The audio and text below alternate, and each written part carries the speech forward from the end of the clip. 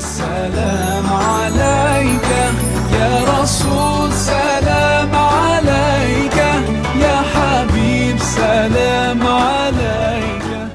Assalamualaikum warahmatullahi wabarakatuh. Bismillahirrahmanirrahim. Alhamdulillahirabbil alamin. Allahumma sholli ala nabiyyina Muhammadin wa ala alihi wa ashabihi ajmain. Rabbi zidna ilma wa alhiqna bis-sholih. Amma ba'd. Saudaraku yang dirahmati Allah Subhanahu wa taala. Setiap makhluk yang ada dalam kehidupan dunia ini sudah Allah tempatkan kebahagiaannya masing-masing.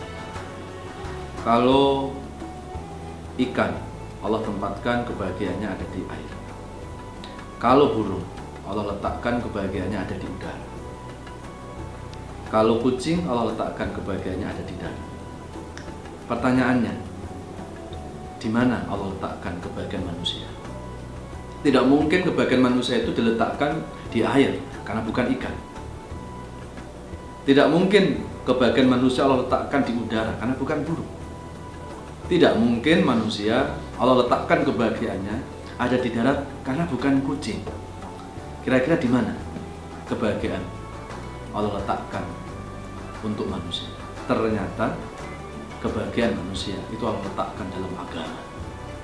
Jadi semakin hidup itu dekat dengan agama, semakin hidup dekat dengan Allah, maka disitulah kebahagiaan yang sesungguhnya. Ini Allah jelaskan di dalam surat Al-Baqarah, surat kedua, ayat yang ke-112.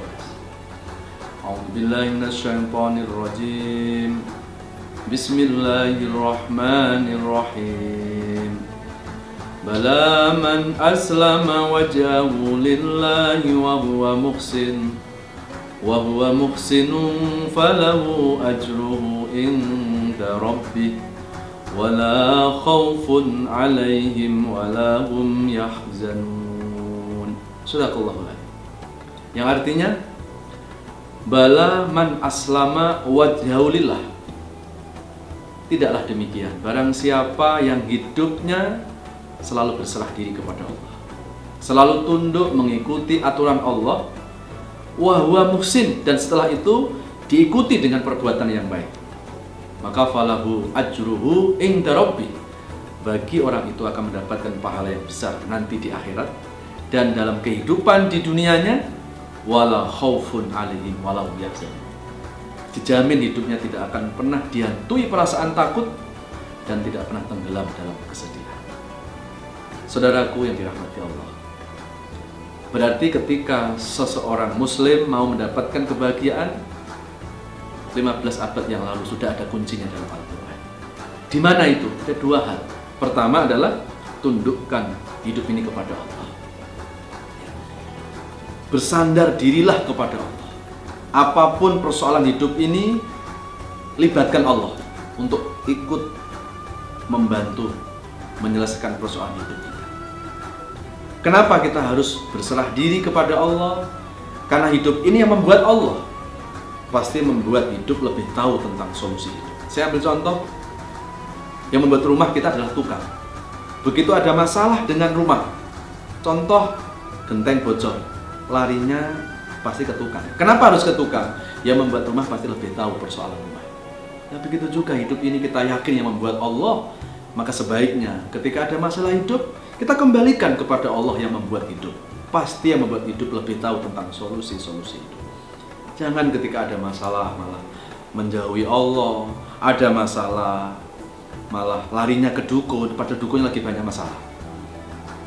Inna sholati wa nusuki wa mahyaya wa mamati lillahi rabbil alamin. Ini sering kita baca di saat sholat. Sesungguhnya sholatku, ibadahku, hidup dan matiku, aku serahkan hanya kepadamu. Ini sering kita baca, tetapi kenyataannya ketika ada masalah hidup, kita sering lupa dengan bacaan itu. Ini kunci ketenangan hidup. Kemudian yang kedua, setelah kita tunduk patuh berserah diri kepada Allah, wa huwa muhsin, ikuti hidup ini dengan perbuatan yang baik. Karena seorang muslim yang baik nggak cukup hanya dilihat dari imannya saja, sholatnya saja, puasanya saja, nggak cukup. ternyata seorang muslim yang baik juga akan dilihat sejauh mana seorang muslim itu berlomba-lomba dalam menjalankan kebaikan. Fastabiqul khairat. Surat Fussilat, surat 41, ayat yang ke-46. A'udzubillahi minasyaitonirrajim.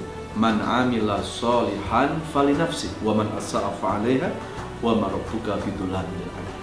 Barang siapa yang beramal kebaikan, kebaikan itu akan kembali pada dirinya, dan barang siapa yang beramal keburukan, amal keburukan itu juga akan kembali kepada pelaku. Kalau hari ini ada orang tunduk sama Allah, mengikuti agama dengan baik, sebetulnya yang untung bukan Allah, tetapi yang untung adalah diri kita. Dan hari ini ada orang bergelimangan dosa, dinina bubukkan dengan kemaksiatannya. Sebetulnya sama sekali dosa tidak merugikan Allah. Yang rugi ya pelakunya juga. Bukan Allah yang butuh manusia, tetapi manusia sesungguhnya yang butuh dengan Allah Subhanahu wa ta'ala. Terakhir bisa kita lihat dalam surat At-Taubah, surat 9 ayat yang ke-51. A'udzubillahi minasyaitonirrajim. Bismillahirrahmanirrahim. Qul la yusibana illa ma kataballahu lana wa maulana wa 'alallahi falyatawakkalul mu'minun. Shadaqallahu adzim. Yang artinya, katakanlah wahai Rasul, tidak ada sesuatu yang menimpa manusia kecuali sesuatu telah diskenariokan oleh Allah. Tidak ada sesuatu terjadi dalam hidup ini karena faktor kebetulan. Semuanya sudah ada ketetapan rencana Allah.